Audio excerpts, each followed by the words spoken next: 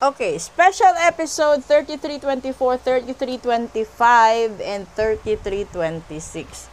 So, ito muna yung gagamitin natin, no?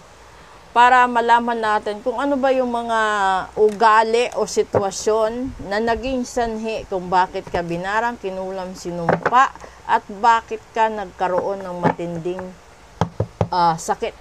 Okay? So, kukuha tayo dito ng tatlo. Una, daydream. Yung pangalawa, conflict. Yung pangatlo, care. Lumabas, di ba? Ngayon, kung napanood nyo yung first 2 episode, malalaman nyo yung connection dito. Bakit? Dahil ito yung mga pinapangarap mo sa buhay. Pero ang daming balakid, ang daming kumukontra sa plano mo, no? Ito yung mga plano mo para sa sarili mo, sa pamilya mo, sa mga mahal mo sa buhay. Totoo lahat-lahat 'yan, no?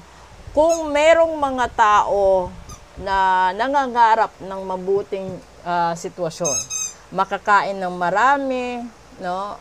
Makabayad ng mga bills at saka loans. Yung iba naman gumagawa ng paraan para pigilan ka sa mga successes mo sa buhay. At yan ang pinakamasakit na katotohanan at pinakamasaklap na katotohanan. Kung napanood nyo yung daily episode natin, nabanggit doon may matutuklasan kang katotohanan sa buwang ito. So, ibig sabihin, kung ano man yung gut feel mo, kailangan mong ipa-reading para malaman kung totoo ba o hindi. Tapos, kung meron ka mang karamdaman na pabalik-balik, kailangan mo rin iparitual para magamot. And kasi bago mag first Tuesday and first Friday ng Setyembre, magawa nyo ng paraan yan. At kung meron kayong kalaban or nakalaban na nakasagutan, no, kailangan din ninyo magparitual para hindi na sila mag-isip ng masama laban sa'yo.